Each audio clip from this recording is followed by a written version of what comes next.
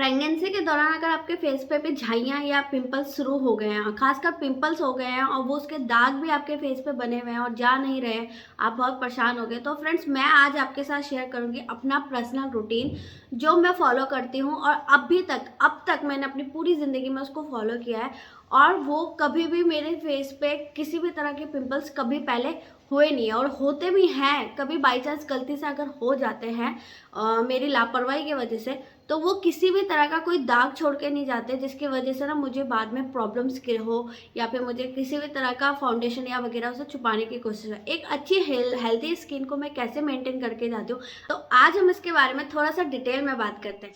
Hi friends, I am Santoshi, welcome back to my channel. तो first of all मैं आपको बता दूं कि मेरा जो प्रेगनेंसी का पीरियड चल रहा है, ये चल रहा है मेरा थर्ड त्रिमास्टर, जिसे हिंदी में तीसरी तिमाही भी कहते हैं। और जो तीसरी तिमाही चल रहा है, तो अब तक मेरे फेस पे किसी भी तरह का कोई वैसा पिंपल्स नहीं आया है। और ये जो यहाँ पे आप क्लोज देख सकते हैं, ये जो ये दाग है, ये वाला, ये रात में ना मैं ऐसे जो बोलते हैं ना, आपको खुजली होती है नाखूनों के साथ, वो करते हैं। तो कभी कभी तो हम नेचुरल इंसान है जो अपनी लापरवाही अपने साथ जरूर करते हैं। तो मैं भी ना बहुत लापरवाह हूँ, खासकर इन मामलों में।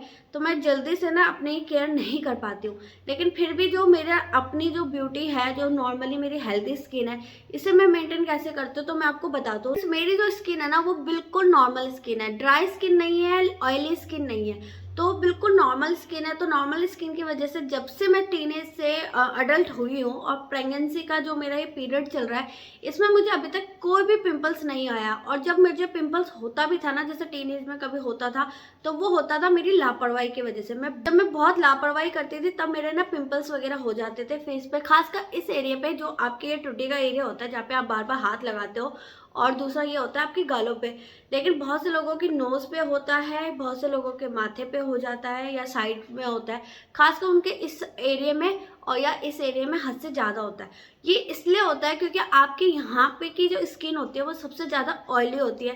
क्योंकि जब हमें फेस पे पसीना आता है ना, तो हमारे सबसे ज़्यादा ऑयल हमारी स्किन का जो नेचुरल ऑयल होता है, वो ऐसी जो खट्टी वाली जो मोटी स्किन होती है ना, वहाँ पे जल्दी निकलता है। तो वहाँ पे निकलने की वजह से ना वहाँ पे पिंपल सबसे ज़्यादा होता है। तो इसके साफ सफाई के लिए सबसे पहली बात तो अपना रूटीन इस तरीके से सेट करो कि जिसकी वजह से, या अपनी हैबिट में ऐसी चीज़ें इंप्लीमेंट करो कि आपको नेचुरली ही पिंपल्स ना हो। और इत्तेफाक से अगर आपको पिंपल्स हो रहे हैं, तो आपको सबसे पहले तो ये बात जानने की कोशिश करनी चाहिए कि पिंपल्स का रीज़न क्या है बाहर आने का। अगर आपकी लापरवाह रूटीन है, तब तो आपका जो रूटीन है उसको सेट किया जा सकता है। आप अपनी आदतों में थोड़ा सा चेंजेस कर सकते हैं, कुछ प्रोडक्ट यूज़ कर सकते हैं, तो उससे आपकी जो प्योरिटी है वो आपके जो जो ऊपर की तरफ से है वो साफ हो जाएगी।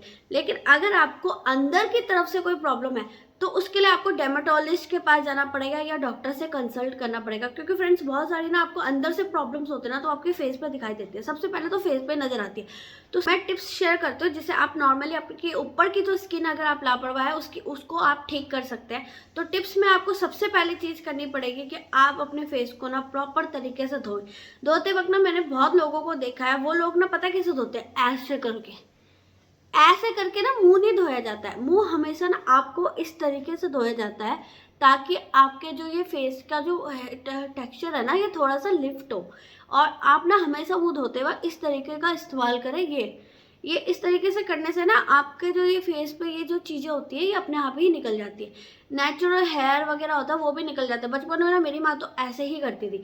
और कभी भी ना इस तरीके से मत करो, क्योंकि इस तरीके से कंटिन्यू करने की वजह से ना आपके गाल ना ऐसे ही लटक जाएंगे। मुंह को अगर आप वॉश कर रहे हो, तो सबसे पहले तो अपने आप को नॉर्मल वाटर से पहले वॉश करो, फिर फेस वॉश का खासकर इस्तेमाल करना चाहिए तो नीम फेस वॉश। क्योंकि मैंने आपको पहले की वीडियो में भी बताया था कि मैं हमेशा नीम फेस वॉश यूज़ करूँ, जो मैंने आज तक अभी तक कभी भी चेंज किया।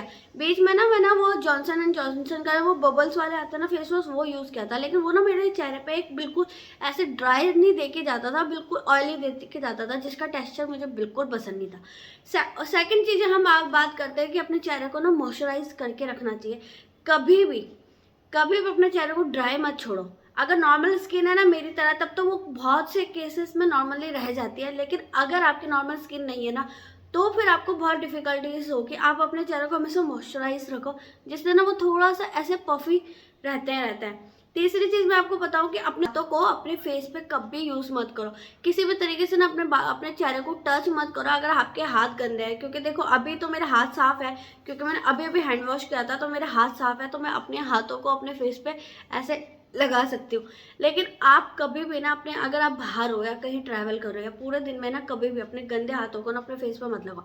ये तो मेरी बहुत बढ़िया आदत है, मैं कभी भी अपने गंदे हाथों को, जैसे मैं नॉर्मली जो रूटीन होता है आपका, आप डे में होता है, आपको खुद को पता नहीं चलता, जैसे आप टेबल पे ऐसे बैठे हो, ऐसे करते हो, ऐसे कभी भी ना अपने चेहरे को कभी मत छुओ, खासकर उन हाथों से जब आप बाहर हो। हाँ, हैंड वॉश करके आए हो तब की बात अलग है, लेकिन विदाउट हैंड वॉश कभी भी अपने फेस को हाथ मत लगाओ। जैसे आपने बालों में कुछ लगाया हुआ है, जैसे मेरे इस टाइम बाल खुले हैं, और खुले बालों में मैंने अभी तक ना कोई ऑयल लगा रखा है, ना मैंने कोई चीज़ है, कोई भी ऐसा नहीं है।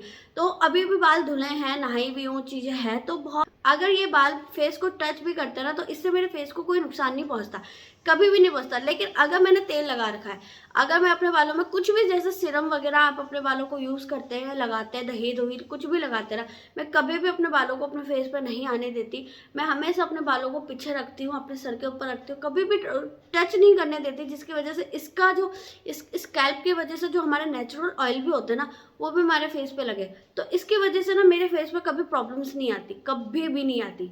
लोग आपको कहते हैं कि हाँ, आप बराबर प्रॉपर तरीके से पानी पिए, पानी पिए, पानी पिए। तो फ्रेंड्स, पानी तो आपको मेंटेन करके रखना पड़ता है, आपको पानी पीना ही पीना है। लेकिन ये कुछ ऐसी आदतें हैं जो आपको अपनी लाइफ में यूज़ करना चाहिए, हैबिट्स है, आपको ये मेंटेन करके रखने से ना आपको कभी भी ना किसी भी तरीके से प्रॉब्लम आपको फेस पे नहीं होगी।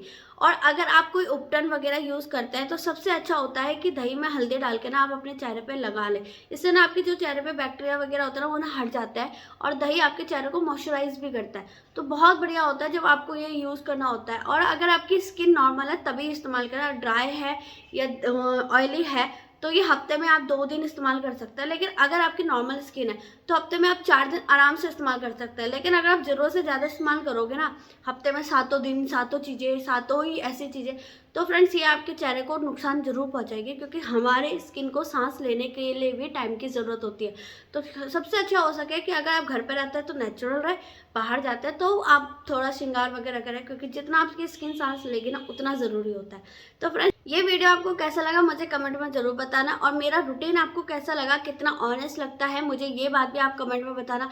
मिलते हो आपको नई वीडियो में, तब तक के लिए बाय।